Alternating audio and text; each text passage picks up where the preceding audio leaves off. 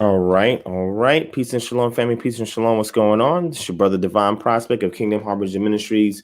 Welcome to the special edition that we're doing here on this channel. Right now, we're doing a special feature where we're highlighting somebody in the community that has a good product or service for the community. So it's created by someone within the community, for the community, ourselves, and for our benefit. Because, on this channel, we push towards culture, community, and autonomy. Autonomy would be the end state that we push or attempt to achieve, and that's our set apart status. And with that, we become self-sustaining, self-governing, and be able to find a way to take care of our own social, economic, educational, health, political, and social needs. All right. So today I have a very special guest, somebody that is put out some material for children in our community. I know we've been getting a lot of requests about, hey, Divine, what material is coming out for the community in regards to children? And do you have any programs for children and so forth? So I decided to highlight various individuals in the community that are producing material and other things in the community for our youth. Okay, so I have a special guest that is going to share some of what she has to us. And just give me 1 second. I'm just going to put on the screen real quick so you guys can see. All right. And I'm going to keep this up a little bit once I bring the guest on. All right. So let me bring this down. All right. So 1 second. All right. So as you guys see, I have here with us Tabitha Israel. She is an author. We're going to go ahead and let her introduce herself. She's going to give you a little bit of her background. And from there, I'm going to ask her a couple of questions in regards to her work, the material she's produced, how you guys can get a hold of it, and how you can support her endeavors as she continues to produce material for the youth in our community. Okay.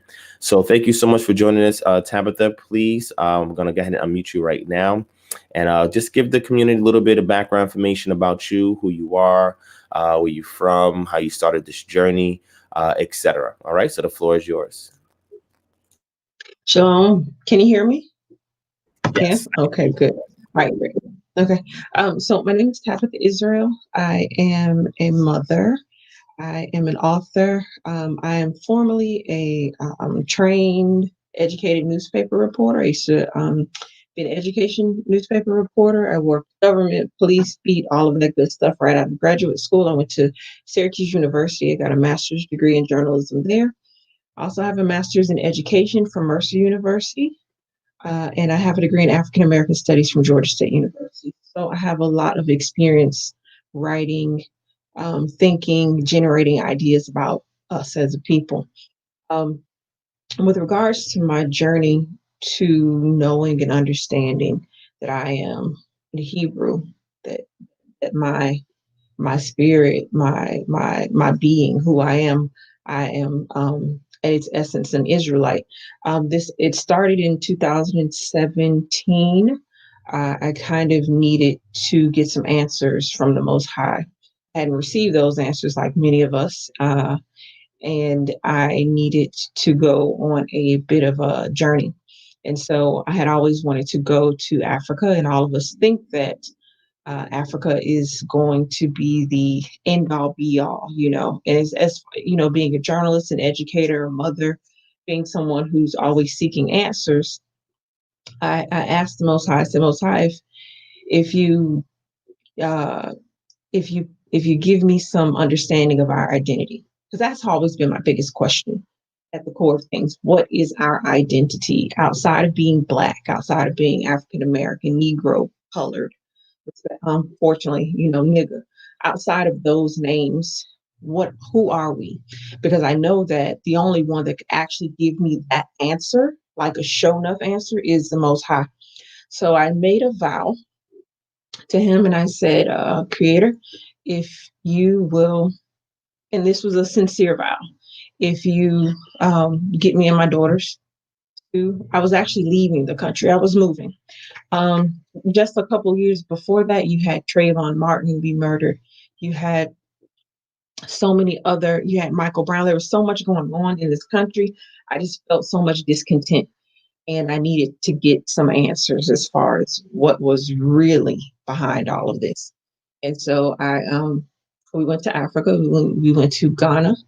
And I actually wanted to move there, and I stayed there for 93 days in Pocoase, Ghana. It's a suburb about 45 minutes outside of Accra. It was beautiful. It was awesome. I learned so many things about myself. My daughters and I, we traveled to the slave dungeons. We traveled everywhere, but I didn't get to the vow. I skipped over the vow. So I asked the Most High, I said, if you get us there and you help me understand this question, like really get to the root of this question, I'll do whatever you want. I didn't know exactly what that was, but I told the Most High, I'll do whatever you want. So my daughters and I never got sick. I never went broke. I never experienced any traumatic thing that made me just, feel, broken or lost or anything. We were always okay. Um, and it was implanted in me that I needed to come back here. When I came back, and it wasn't because I had been offered 2 jobs to teach English. I had a great experience in Ghana, but I did not feel that is what the Most High was calling me to do, to stay. I don't even say run away. It just didn't vibe. Something about it said this is not, the answers aren't here. We went into the slave dungeons. There was an art exhibit there the day that we went. There was so much, but nothing stuck. Um, and so got my girls and I back at the time. The oldest one was, I think she was 10. The youngest was about 4 going on 5. And we got back and I moved in with my twin sister. My twin sister was a member of IUIC. And IUIC is very strict about the laws. If anyone doesn't know about IUIC, it's the Israel United in Christ. And I had no idea about the Bible, about us as a people being in the Bible, about identifying us in the Bible. However, when I actually started to read the Bible, because moving back with them, let me explain. A lot of people would say, well, you have the decision, you don't have to live with them. I knew in my gut that my twin sister was not on this path of studying the scriptures for no reason. Respectfully, my sister's a little bit more worldly than I was. Some of us, wear the long nails and the eyelashes and the hair. She was into that more than I was. So with her reading the scripture, I was like, something is about this. So I studied, and her husband helped to teach me. And I have to be honest with you, I learned a lot. However, of course, later on I separated. Long story short, I got to the answer. I found our identity. We are Israelite. We are the Hebrew. And it felt good. It didn't feel good like, angry justification or vindication. Yeah. It felt like I have the answer and I don't have to struggle for that information anymore. So after that, and I'd always been working with children. After that, I said, hey, in my heart, I said, I've always been an author. I've always been writing. I just need to go ahead and put some material together for children. So that's when my books came. Yep.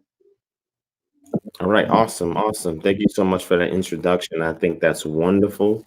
In regards to some background information on your credentials and your resume, as far as you as a writer, as well as your journey in self-discovery and trying to find out, the missing pieces to the puzzle in regards to identity, culture, and things of that nature.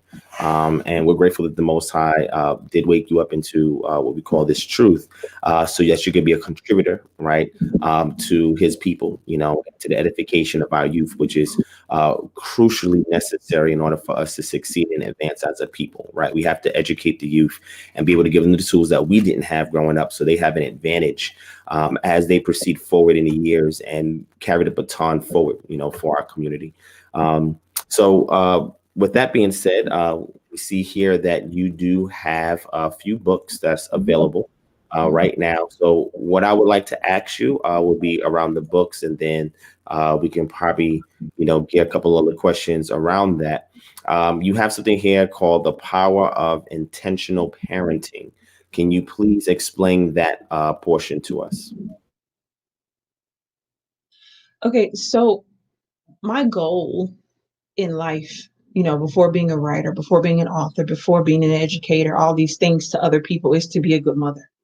And so my daughters know who our creator is. They know Yah. They understand that we have a separate creator from everybody else, and we are a special group of people. And we have something, we how do I put it? We have a responsibility. We're not just here purposefully. And so I write books for Black parents who want to, quote unquote, Black parents who want to educate their children about the Bible. And specifically, I don't preach. I do my absolute best to write in such a way so that it is very accessible to everyone. So I think parenting is an intentional act. It's not something you do in a lazy way. It's not something you do haphazardly. You have to really decide that these people should see me reading a book. These people should see me hugging them and caring for them and having conversations with my husband and being a good parent so that they can know how to do it. So reading is a great way to start that. And so that's what intentional parenting is about. Okay, awesome, awesome. All right. So with that, I see here on this flyer here, there's two books that you have here. The one here on the right says, "Can I give the creator a hug, a kiss, or a family gift?" Can you please just give us a little bit about that? Not too much, because we do want people to purchase it and read it for themselves. But just give us the inspiration behind that and a little bit of insight into that material right there on our screen.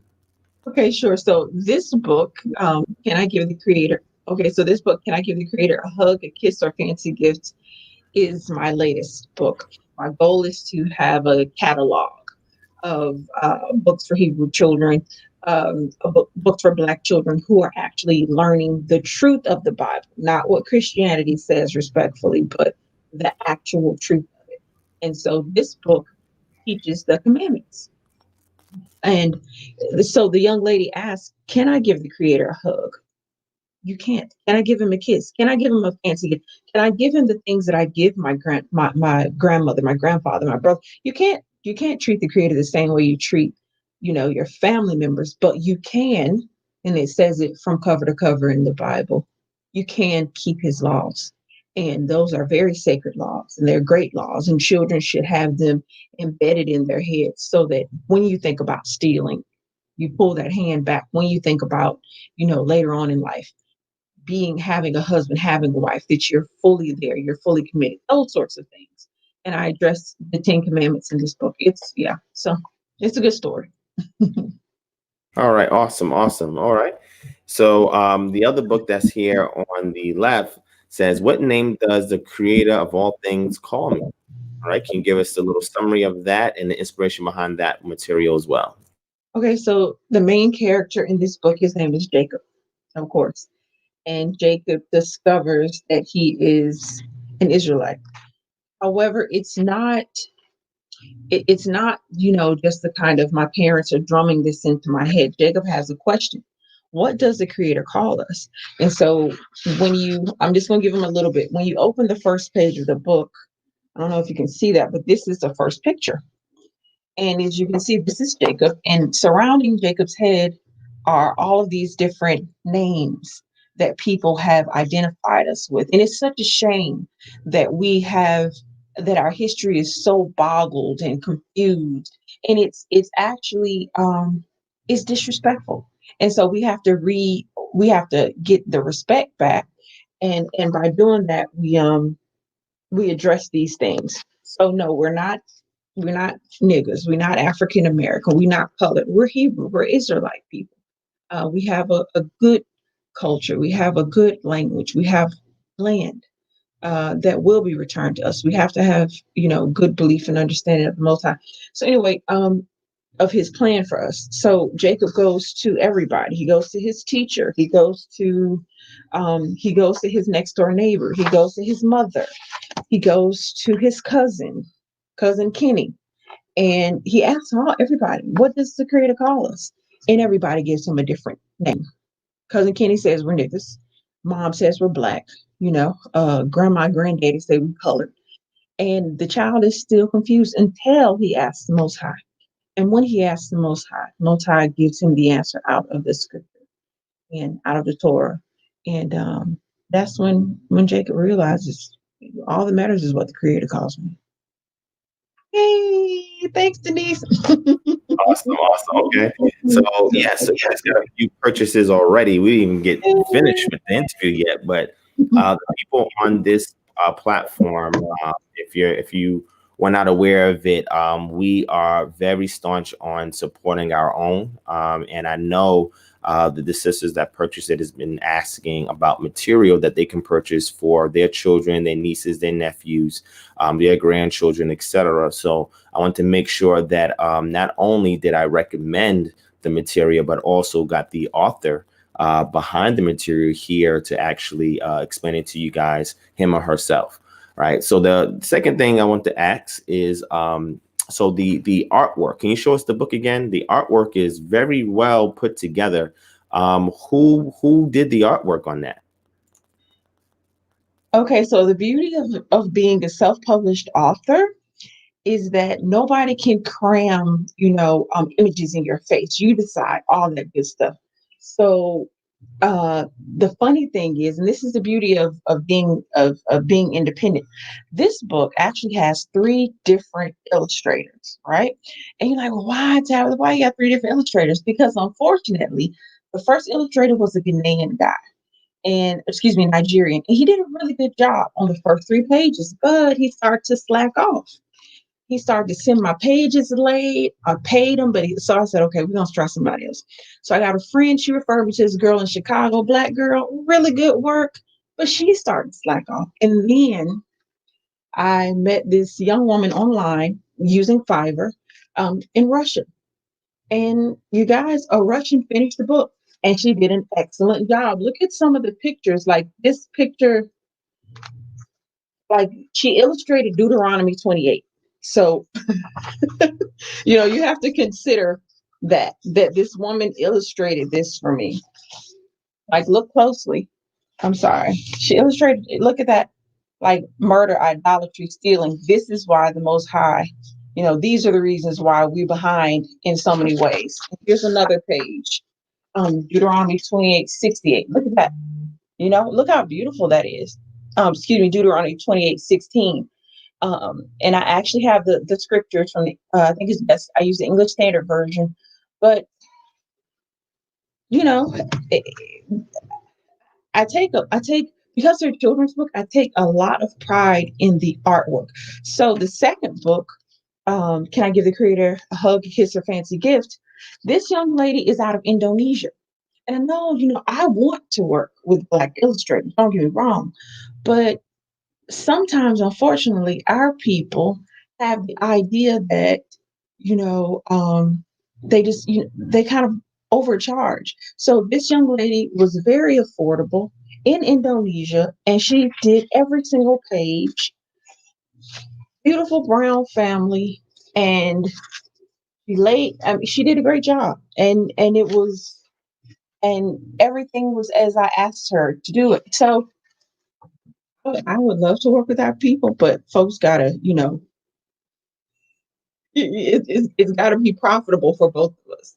Yeah, and I do understand that. And, hopefully through interviews like this and exposure, it'll inspire our people to see the works that are being done, reach out to you and say, hey, sis, how can I help on your next project? And this is how we pass the buck around, right? So that everybody knows what's going on in the community. We see we could pitch our hand because we have artists that come to this channel and watch our material and support and so forth. So I pray that the Most High will send somebody to you from within our community that has gained exposure to you and your work via this interview, and be able to follow up with you and help you to produce more beautifully crafted works.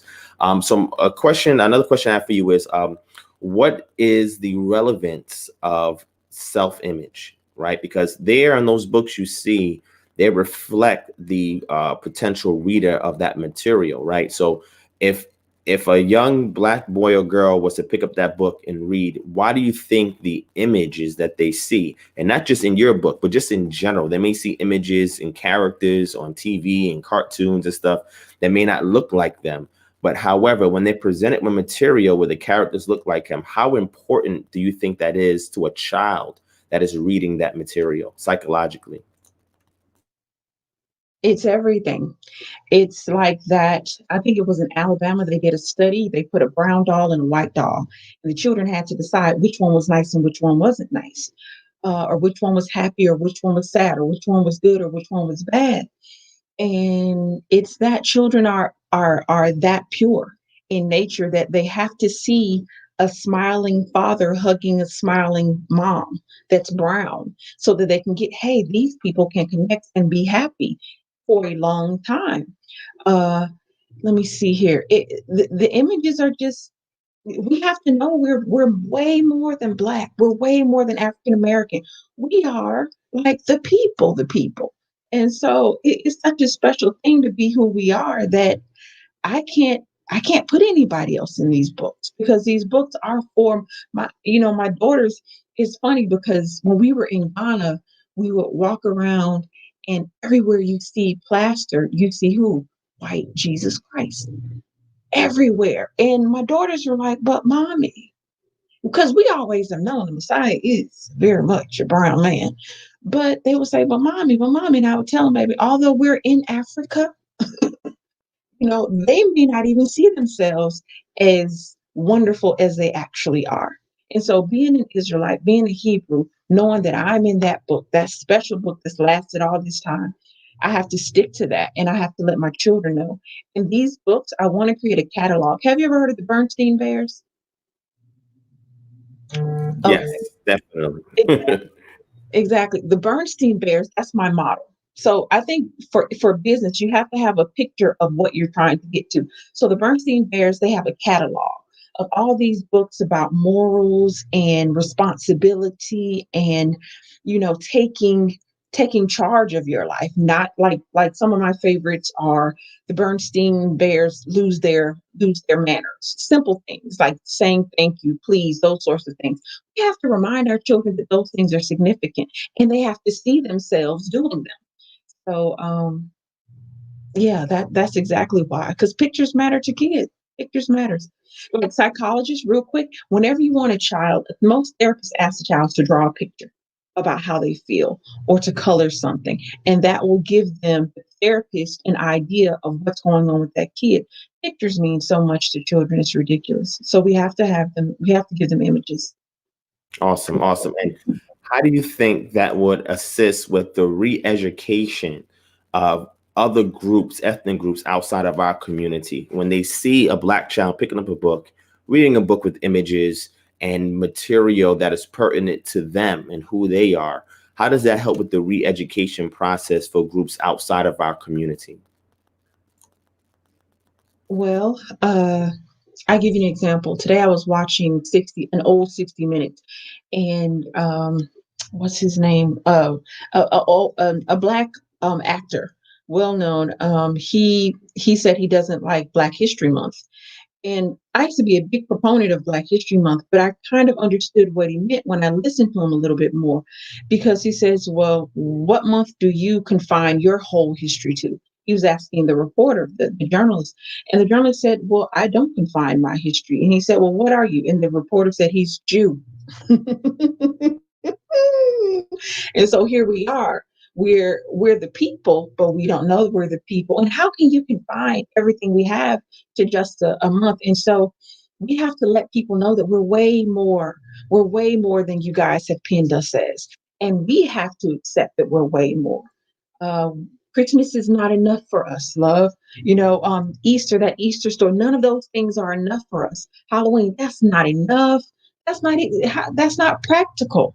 We're so much better than that. So much better, so much more divine and special. Look at all the stuff we've done. Did you know that a black man invented the doorknob? Exactly. And I never forget this man's name because it kind of rhymes with what he did. His name is Osborne Dorsey. Just Google it. The inventor of the doorknob.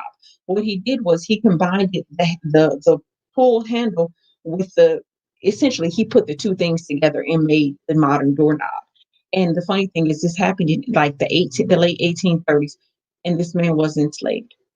So those sorts of things, we have to know that we're more than what they say we are. Yeah, and, Brian Samuel says Samuel Jackson. Is that who you? Is that who the actor was? No, it wasn't Samuel Jackson. It was a I'm sorry, I'm at a loss, but Okay, he's old black man, old black man. Morgan Uh, Freeman. yes, Morgan Freeman, Yeah, exactly. Morgan yeah. Freeman. He's like, I'm not doing Black History Month.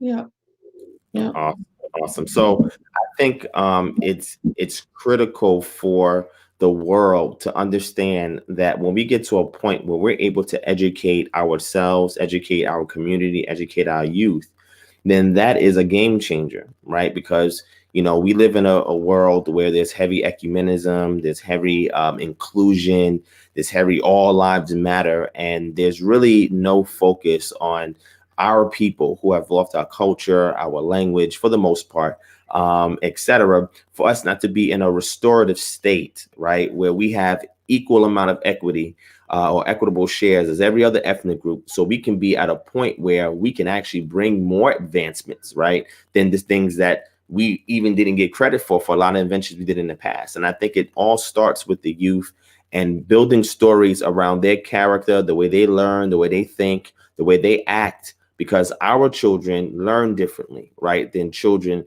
outside of our ethnic group. And unfortunately, a lot of the schools that we put our children to do not give them curriculums to help to develop that innate personality that they have and that they're predisposed to by way of who they are as a people, who we are created them to be. And I think that the more we're able to cater to that, the more that the world can see that the reason why you have underperforming Black youth in public schools is because we are not working a curriculum behind how they learn, right? How active they are, how inquisitive they are, the way that they use certain parts of their brain more than other ethnic groups, and the way they have to interact, in a way they have to ask certain questions. And I think that books like this help to promote that way of thinking, right? That type of inspiration, right? So when the child's able to open up this book and see who they are in the book and get some information in there that's pertinent to who they are as far as identity and culture, now when they go back and interface with the world, they have a sense of pride of knowing who they are, right? And they don't have to gravitate towards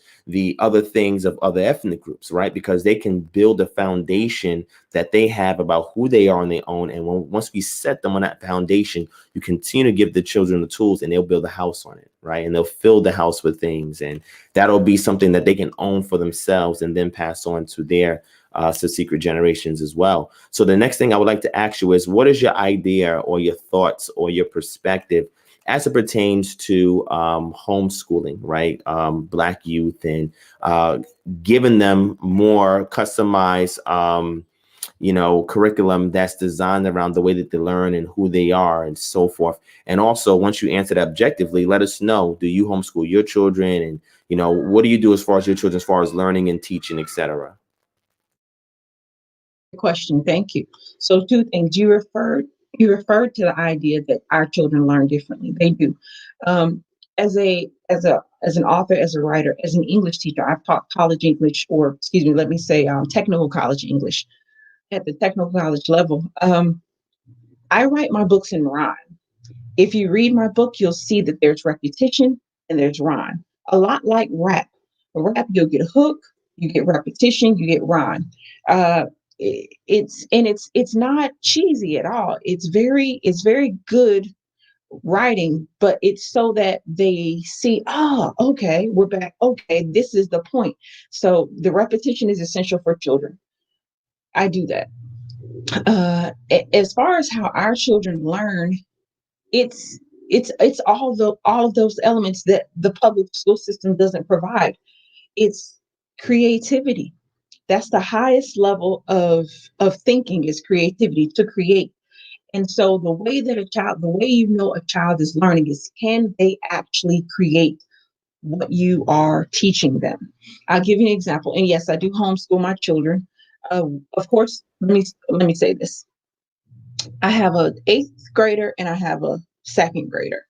I homeschooled the second grader from pre-K through the first grade.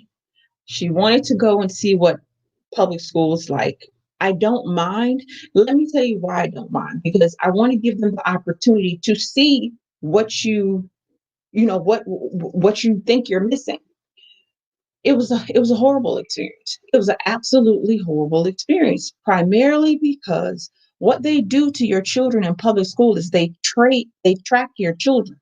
So they'll put them on a computer, they'll give them a math test in the first grade, and they'll say, okay, because you didn't hit this score, you're not intelligent enough to learn the proper way throughout the rest of the year.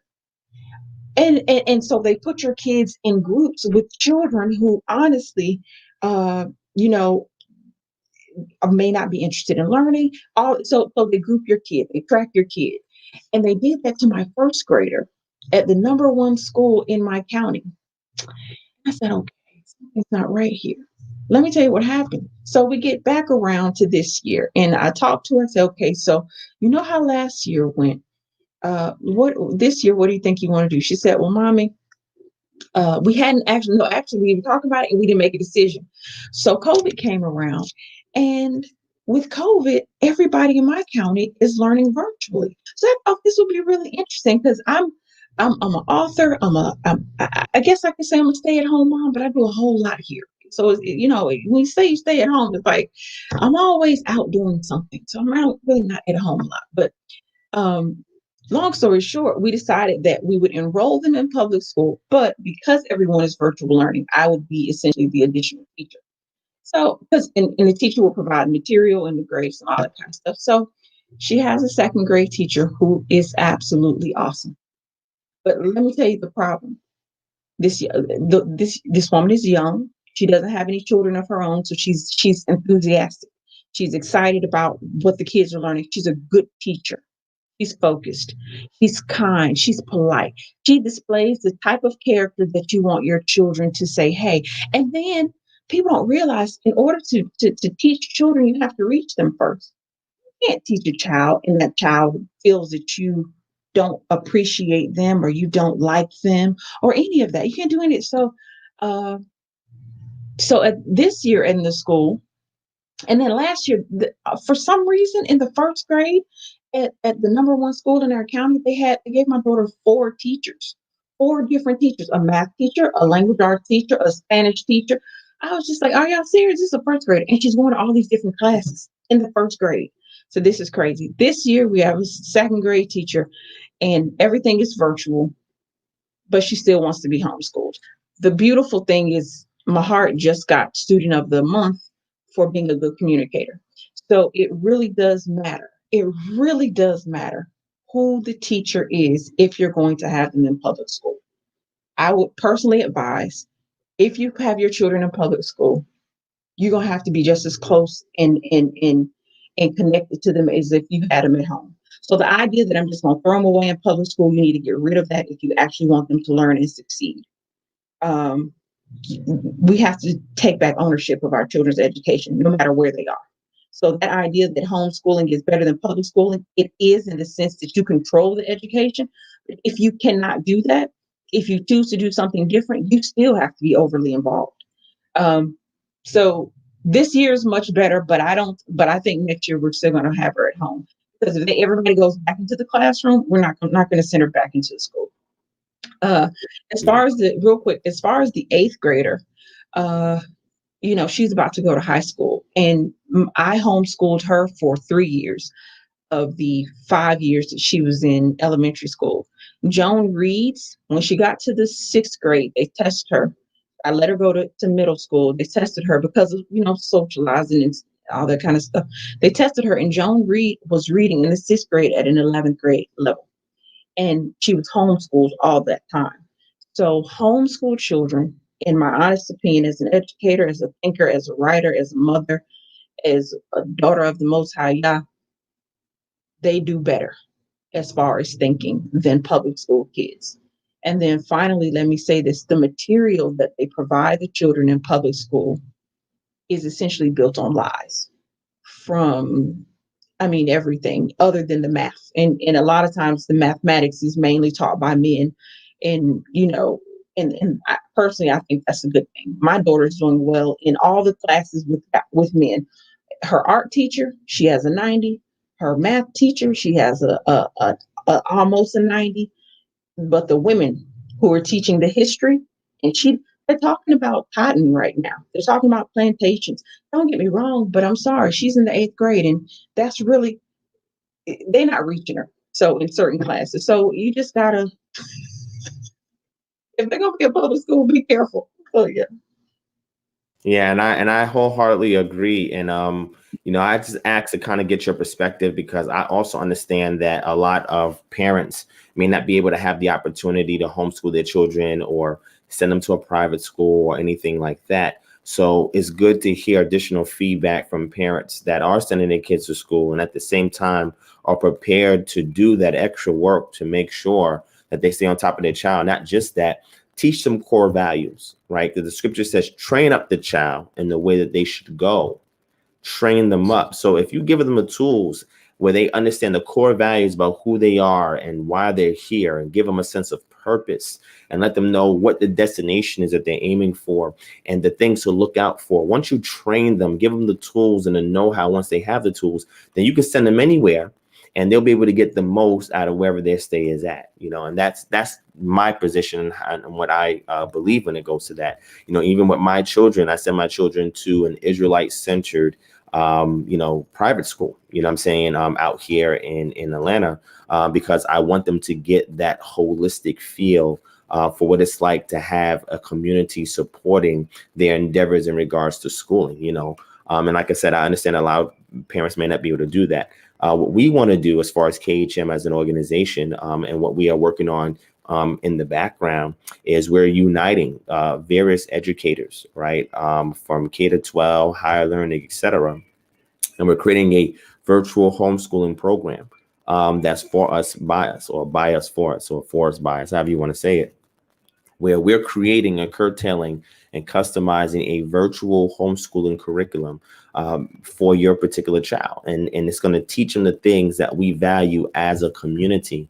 And around that, we're going to build an entire ecosystem. Like the sister, Yawa Asantawa, she had mentioned things like, cartoons, right? And there's a couple of them on YouTube, but we want ones that are more educational.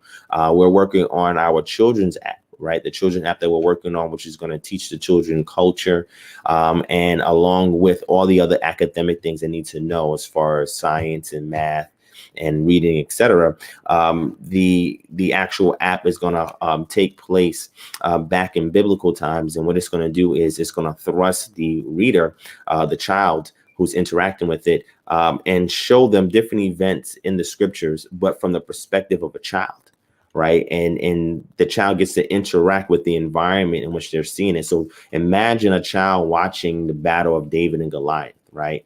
Imagine a child watching the event where the Most High comes to Abraham and, he covenants with him. Imagine seeing a situation where you see Jacob's ladder. You see the angels and the messengers ascending and descending.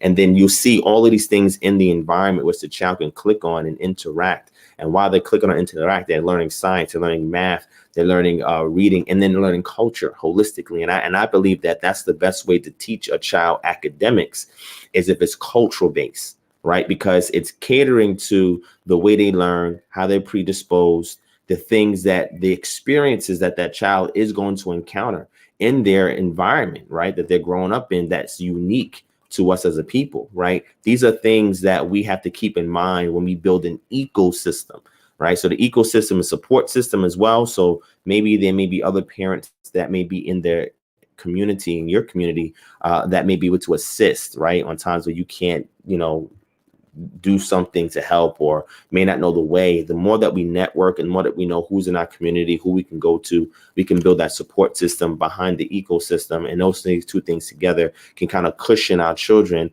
as they're learning. So anytime there's a pitfall, something like that, there's kind of a safety net there so that they know that, hey, if something goes awry, or I'm not sure, or whatever, not only do I have my mom or my dad, I have a village, right, that's looking out for me, and a village has provided me with resources and tools so we can make it to the finish line, right, and do what Yah intends for us to do. Like you said, intentional parenting, I believe, is not just with the two immediate biological parents, but it's the community as a whole. So what are your thoughts on that? My thoughts are, as the scripture says, we have to be doers more than just hearers of the word. So um, I'm if you want any help, I'm down.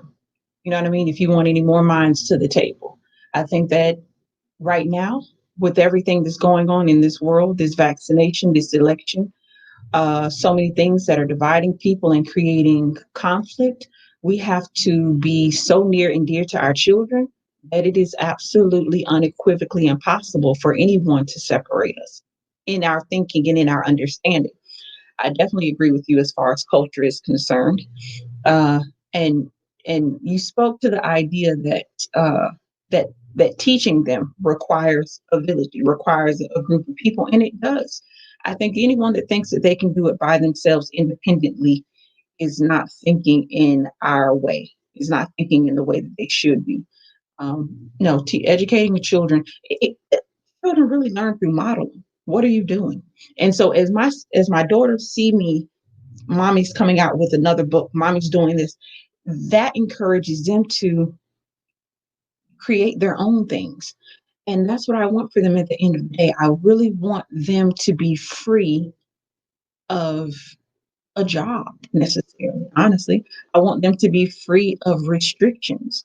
I want them to be free of Christianity. I want them to be free of the questions I had in my head. And I want them to have culture and answers. And so yeah, I completely agree with you. And I also want to include you in the children's book club that we want to start for young children. And we're talking about as early as preschool children, having a book club and having an app where they can interact with each other, whether it's video conferencing, forums, etc., from materials that's produced by our community, right? I want them to be able to have an ongoing conversation about these things, just so we can use that as an experimental means of assessing how they're learning, how they're interacting, what are things that they're sharing, what are things that they value, things that they don't see as important, things that they see that they need more of, and get the children familiar with each other, right? So that they know that they have this comradeship with others that think like them, that look like them, that feel like them, that think like them, that speak like them, that go through the experiences that they go to, because it's always good to have your parents there. But as a child growing up, they must be surrounded by good peers, right? And peers that can provoke thoughts on positivity and productivity and construction and being able to say, hey, how can we think tank this thing as a group, right? If there's a problem or an issue, how can we trouble solve it based on the material that we're being given, the way that we're being taught? And that's the ultimate thing, right? Because, as children grow up in life, their parents are going to be there as long as they can. But at some point, your parents are not going to be here. However, if you build that village around that child, the village will always be there to take care of your children, even in your absence, right? And then you can also trust those children that other parents are raising up with the same values as you to look out for those kids. And this is why, Black people as an ethnic group, why we're losing, because these core values are not taught at a young age, right? In our community, it's all about self. It's all about, okay, well, when you send your child to school, they go to social studies. As a Black child, the first thing they learn is, oh yeah, look, this group over here, Native Americans, this is their culture here in America.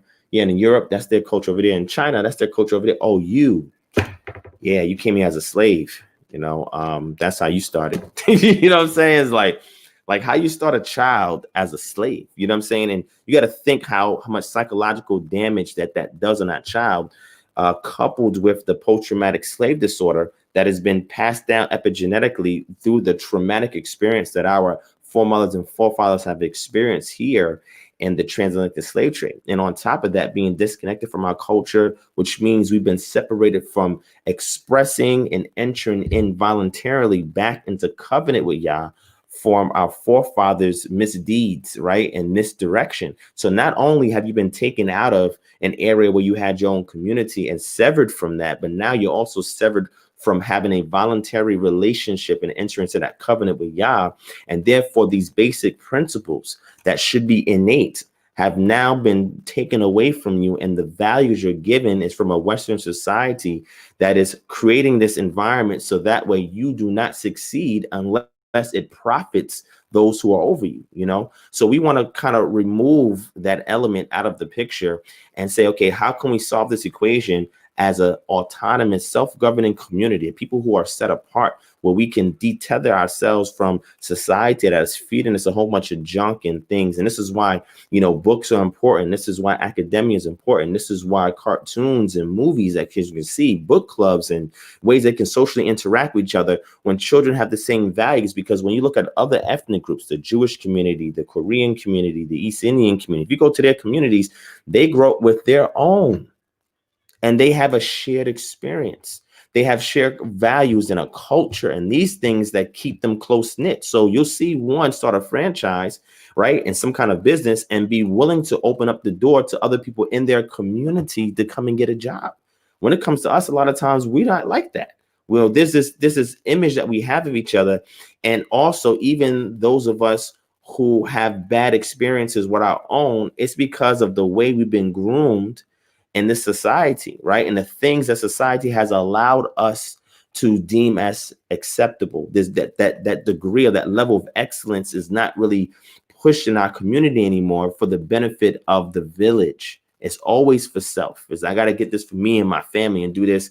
So once we create that ecosystem, once we create a way where we can introduce children to material created by us, they can say, well, who wrote that? Oh, my mom wrote that. Oh, your mom wrote that? Who made it? Oh, my dad. And they can see like, wow, your mom, your dad, and this, they made these things, right? That I'm reading and I'm learning. And then you get to see them and interact with them and talk with them. It changes the entire outlook that child has on their reality. So the things that they imagine, they can actualize now because they see it concretely happening in their immediate environment. And books like what you're producing is a way for them to do that, because not only does it teach them core values, but it brings them back into covenant with the Creator on a level in which the child can understand. It's the lowest common denominator that most children from that age of learning can look at and appreciate and reflect on. That when they leave from reading the book, they can go look in the mirror and they can go and talk to a parent or look at another child, and those same values that they're learning from that material is following them every step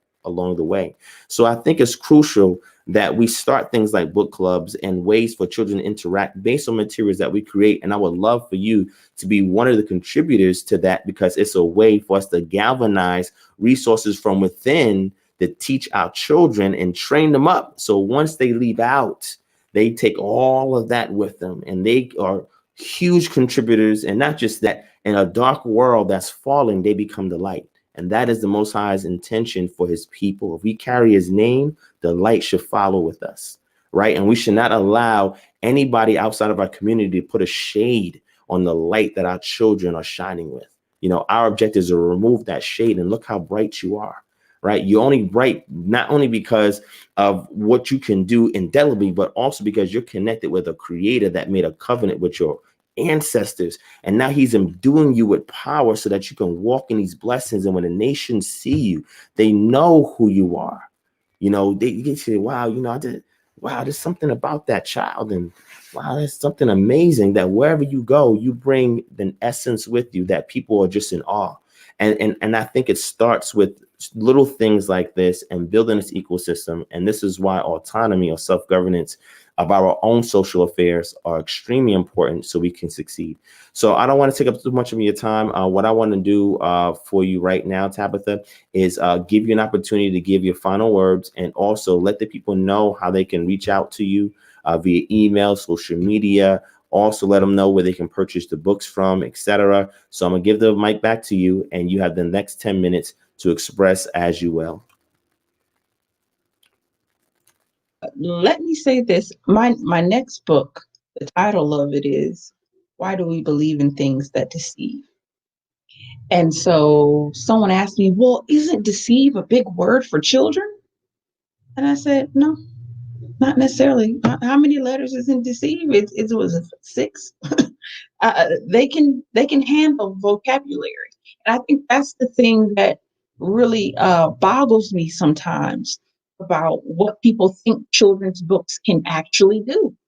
Children's books will open a window that you cannot shut if you actually do, if you write it the right way. So no, my I that title is gonna stick. And it's the book is all about, and I'm excited about this book because I know when people get their hands on this book, they're gonna have a lot of questions. And as you see, all of my books ask a question. Can I give the creator a hug and kiss and face? Can I treat him the way I treat my family? What name does the creator of all things call me? Why do we believe in things that deceive? I'm asking, children ask questions, and a lot of times we don't have the honest answer because we don't actually read the scripture and we don't look for the proper translation, the proper interpretation, i.e., go and even look up the Greek, look up the Hebrew. We don't do that. We just take what they gave us at face value. But this we feed in our children, so we got to give them the best. So I completely agree with you with everything that you said. A book club is definitely something I'm interested in helping with. Um, so yeah, so the next book is on its way, and the whole concept of it, and I'm almost done about the next book. I'm excited. The whole concept of it is dismantling Easter, dismantling Christmas, dismantling Valentine's Day. I deal with 5 major holidays because the crazy thing is they actually on Good Morning America about a year ago, there was an author. His name is something Davis. I think it's Tony Davis or something like that. And he has a series of books, and the title of the series of books is don't know much about. Don't know much about history. Don't know much about this. Don't know much about that. And in the book, he specifically, they brought him on Good Morning America, and they were talking about Christmas. And do you know this man, a scholar, said it is largely pagan. Not even largely pagan. He said the man said this is a time that we get to show how pagan we can be. A white man on national TV said that. And you have the audacity to think that I'm going to keep telling that lie to my children? You out of your mind. So and the funny thing is they sat around and they were laughing about it. Yeah, but we can still say Merry Christmas. You sure can, but my children won't be saying it with you. So it's a just all of that. And so in the book, I talk about the fact that the Christmas tree is in the scripture, and it says don't put it up. It can't do you no harm, but it can do you no good. It's a heathen custom. You're not the heathen, baby. So that book is coming forward. I'm very excited about it. It is controversial though, and I'm okay with that. Let's see what else. As far as where you can, where you can reach me, you can always go to my website, www.tabithaisraelbooks.com. There I have, information about me. You can buy the book from me there, and I'll ship it to you. You can also buy the book on Amazon. Amazon has been a wonderful opportunity for me. And if anybody wants to publish a book, if anybody wants to write a book, this is my suggestion to you, just as an author, as an educator, as a researcher. Don't be afraid. Do write exactly what you want. Get an editor. Get somebody to edit the book. Make sure that your artwork is good and honestly legit. Uh, Create art because writing is art. Create art that you would want to look back on and say, yeah, this is something that I did. And don't be afraid to pay somebody to edit your work, because it's the worst thing when you, hey beautiful. Hey, all right. It's the worst thing when you have, when you haven't actually proofread your work. So basically get the nuts and bolts down when you're publishing a book is very important. And you'll be successful. Don't worry about that. Just go ahead and write it. Amazon is a great way to start too. The royalties are pretty good. And they ship the books out quickly, and they do a great job. Uh, and I'm also on Facebook, Tabitha Israel Books. I'm also on Instagram, Tab Israel Books, and you can find me. It's no problem at all. And the books are very affordable, very affordable. That's awesome. So, do you also publish for other authors as well? Okay, so Can you talk about that? Sure, that's coming. That's coming. Right now, what I want to do. So I have a plan. That's important too. This is. I'm not going to stop. I'm going to have a catalog of books. And so as far as me, what I'm doing right now is I want to get at least another 4 books under my belt. And once those books are done, I'm going to open myself up to helping others. And and I know you're like, wow, that's going to be another year. It may be, but in that time, the kind of growth that I'll get and the kind of understanding and knowledge I'll be able to pour into other Hebrews, into their material will be much better. So I just want to hone my own skills for about another year, get really good at this, get really good at marketing, get really good at publishing, just get really good. And then I'll be open to helping folks. Definitely. Definitely. Awesome. And that's each one reach one, teach one. Daddy. And I think that's awesome. That's awesome. So what do you think about Christmas? Christmas? Yes. Yes or no? No. Yes. No. Yes or no? Yes. No. You're supposed to say no. You must show a photo op up. No. Now she knows when she sees Christmas stuff, she says, and she's 2. She says no Christmas. No. When she sees it, no Christmas. No Christmas. So it's like just ingraining in them at a young age about things you place value on as a parent. You know what I'm saying? And the things you place value on are things that your children will also value. And the things you devalue, they will also devalue as well. And when you're able to cater to them, yes, Mama, give me 1 second. When you're able to cater to them 365, 24/7, there's not going to be a need or desire for wait till Christmas comes around. You know what I'm saying? And I think that's something that children appreciate over time. So you say, and then you gave us your social media, how they can reach you. Can they reach you on social media as well? Yes, they can. And I'm going to write a book about the feast days. Like, that's another thing. Hebrews have so much we can do. I mean, Feast of Tabernacles, what are you talking about? That's a camping trip every year. We have atonement. They learn to fast. They learn that, you got to give up something, to get, this forgiveness situation we got going on with the Most High, this atonement is real. I mean, there's so many beautiful time. I mean, you can celebrate Hanukkah. That's in the book of Maccabees. I mean, there's so many things you can do. You just got to know that it's really about you. It's really about your culture, and that we practice this culture every single day. Honey, you can let these wicked holidays go. We practice this culture every single day. So I'm excited I can't write enough. I cannot write enough. So yeah, the next one is coming real soon. All right, that's awesome. So I want everybody to say thank you to Sister Tabitha. We got so many different orders already that people are just excited for material like this. And this is something that we ask for all the time. So I just want to provide an opportunity for people to actually see the author behind the books and get to talk and interact with you, so that people can know who is actually writing the material behind that which I'm giving my child. Because you can always recommend a book to somebody, but if you're never able to meet the author and see their passion and desire for the thing that they're doing, it's not just, okay, I'm doing this to make some money, but I'm doing this because I really want to empower and edify, equip, and educate the youth, so that way they can be the torch bearers coming up for the thing that they have to face that we may never have experienced before. But once they have a solid foundation like your material provides, I think this is an excellent opportunity for them to learn and be able to build for self. So you want to say hi? Say hi. Hi. All right. So what do you think about Christmas? Christmas is foolery. Christmas is foolery. That's what she said. It's so funny. You said it's a mess? Yes, it's a mess. No mess, right? No Christmas.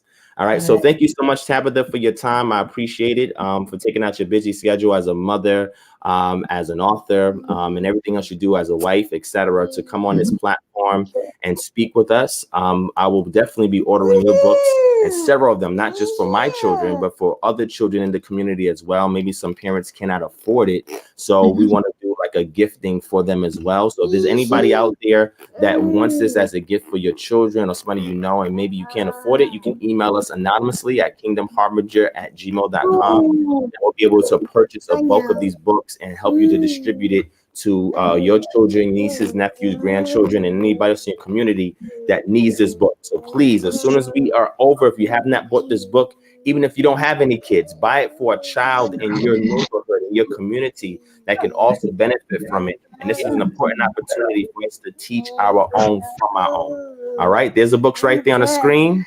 All right. All right. So thank you so much again, Tabitha. We look forward to see you here on the platform again. Come out with your next book or your next endeavor. Everybody, again, please hit the thumbs up button so we can get visibility for this video so other people can see it as well. Hit the share button so other people in the community and elsewhere, even in the secular world, can get this material, see these books, and it'll be beneficial to them. And also, please, if you can, is there any other way we can donate to maybe future endeavors? Do you have like a GoFundMe or something that they can donate to, Tabitha? I don't have a GoFundMe. My thing is, if you can, go to Amazon, purchase the book. When you purchase the book on Amazon, the best thing you can do is write a review. I know that sounds really simple, but if you write a review, give it as many stars as you think it deserves, that will help the next person say, hey, yeah, this book is a good book. So yeah, just do that. That's what I can ask. And thank you.